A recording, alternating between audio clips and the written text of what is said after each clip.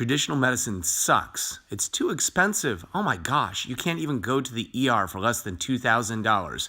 So at the Modern Nose Clinic, we say that medicine is broken, and we intend to fix it one idea at a time. Today's Nuggets of Knowledge looks at the true cost of over-the-counter medicine. Doug Scarata, Modern Nose Clinic. Kind of excited about this episode. Why? We're going undercover. Yes, we're going to answer that age-old question, the one that keeps you up at night. Over-the-counter medicine. It's cheaper, right? It's what I want to do, huh? Let's find out.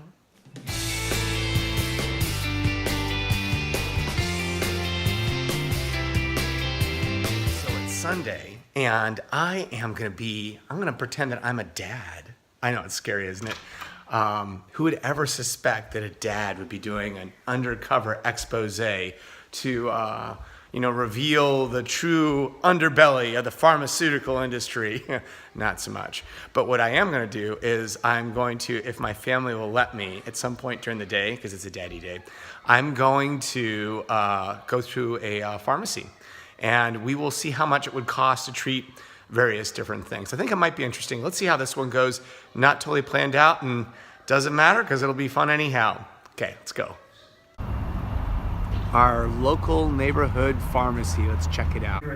So I've enlisted my son to be a co-conspirator here. He's going to help me find which aisle all the drugs are in.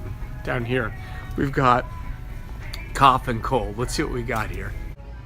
Okay, so this is going to get pretty overwhelming pretty fast because there's so many medications here. So I think it might be a good idea for me to give you a brief overview of why these medicines work and what they're doing, so you can kind of imagine in what scenario you might choose one or the other of these items, okay?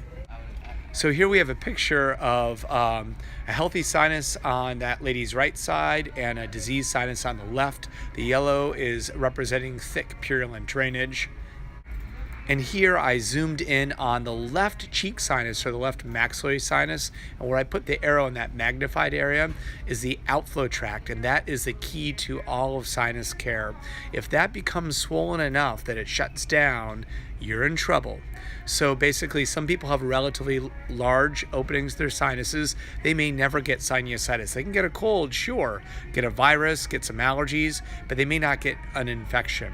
But some of us, unfortunately, have very tight openings to our sinuses. It only takes a millimeter or two, and you will be swollen shut.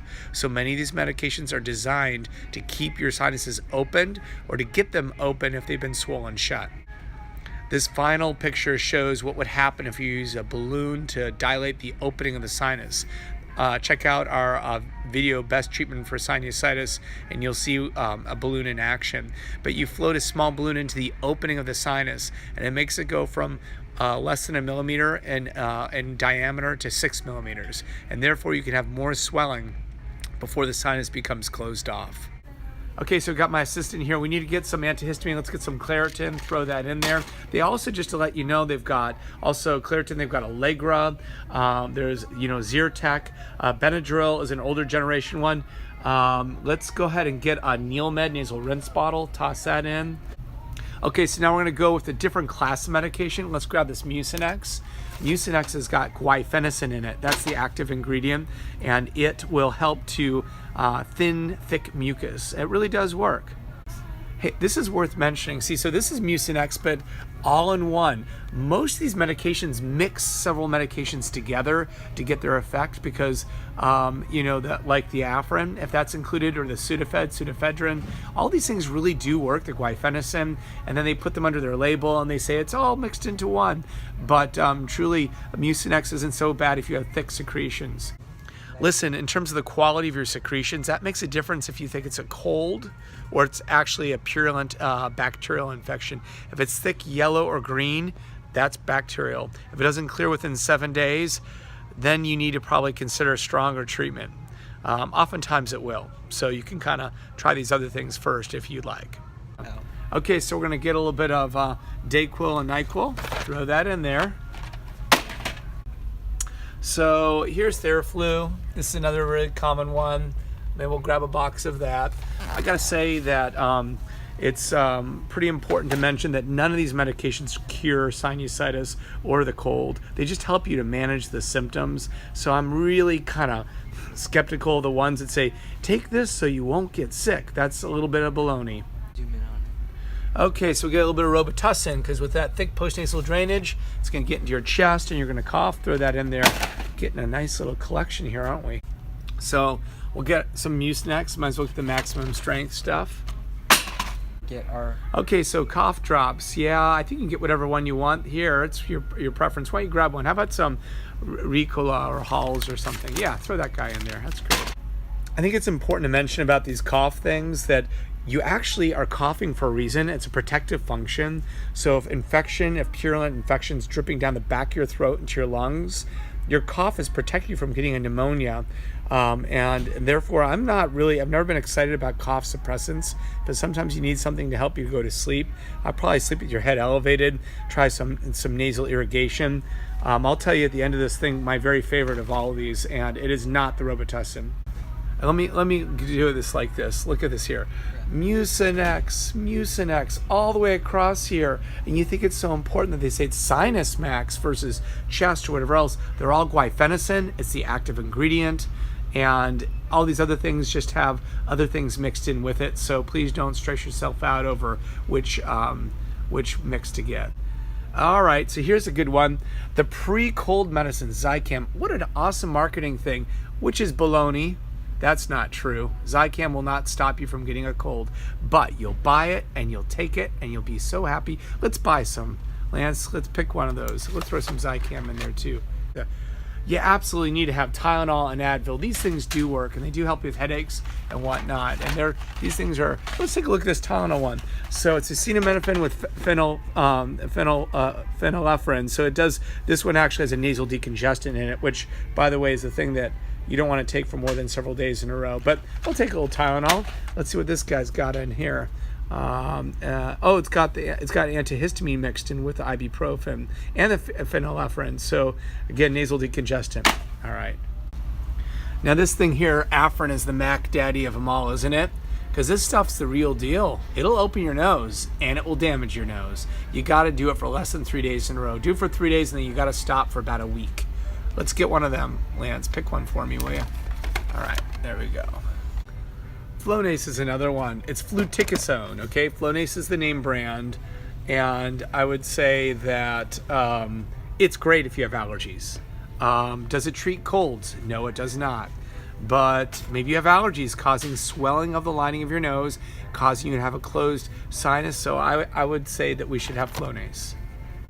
So I guess this is another thing is that Walzir, it's the Walmart version of, Walgreens version of Zyrtec, and then Costco's got Allertec, and they're all the Zyrtec based. It's cetirizine, but this is similar to Allegra and Claritin or whatever else. So, and then the Nasacort and the Flonase, fluticasone, they're also all similar nasal steroids. So that would be an oral antihistamine and a nasal steroid, which is great if you have allergies. And so anyhow, this is what we got, and it covers a little bit of everything. As I said at the end, I'm going to tell you my favorite and kind of my opinion on these things. I mean, if you've got allergies, you want to take a nasal steroid and an oral antihistamine. Yes. If you have thick mucus, you could take the Mucinex, the thing that thins your thick mucus out. Yeah. If you've got a cough, you can take a cough suppressant, but I'm not crazy about that. None of these are antibiotics. There's the Afrin and the Afrin-related medications to help decongest your nose so the air can move through, and that's fine too, but just don't do it for more than 3 days in a row. Okay, so we're sort of struggling to show you all, so let's go down the list here. This is my favorite, right here, saline irrigation. Get that, use it. Check out our videos on how to do it correctly. These are all these daytime, nighttime stuff. Robitussin, if you're a cough, Dayquil, NyQuil, Theraflu. So there you go with that. Zicam, very, very popular. Pre-cold is not true. Too bad. But this is really, really popular. Can't recommend it. You can buy it if you like. Tylenol and Advil all day long. Love it. They just, when they say sinus and headache stuff, they're just mixing lots of little things in here. A little antihistamine and, other things. Anyhow, the Mucinex for the thick mucus. Afrin, decongest your nose. Be careful, but this stuff works. This stuff works. This one you don't have to worry about so much. It's not going to damage your nose. Guaifenesin is the active ingredient here. And this is mixed into a lot of these other things too. But when it comes to thick nasal secretions, that's getting close to a bacterial infection, more likely to be sinusitis and more likely to be contagious, or when I say contagious, I mean, you don't want anyone else to, cover your nose when you sneeze and you blow your nose, will you? Wash your hands. Okay, allergy stuff, Allegra or any of the antihistamines, second generation antihistamine, Benadryl, first generation will make you sleepy, Flonase nasal spray, Walzir, so Zyrtec or or Allegra or Claritin, but the oral antihistamine pill, nasal steroid spray, and then who can go to the pharmacy without cough drops? Would you guys say that this is for your allergies and your throat, and you can't breathe through your nose, and you got thick secretions, and you've got a headache, and you're just buying into their stuff, how it's going to make you shorten your cold, which is not true, but whatever, you're going to buy it, so buy it. And then probably one of these, but Robitussin if you got that cough, Dayquil, NyQuil. Remember, the cough is a protective function, so I'm not crazy about this either, but you're going to buy it. So there you go. And then right there, this is really the one that I really, really like. For any of you who know me, who've been to my clinic, you'll know this is it right here.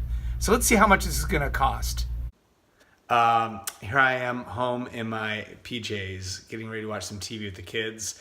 I filmed the total cost, and then I somehow lost it.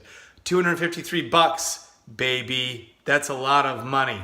That's a lot of moolah for over-the-counter medication.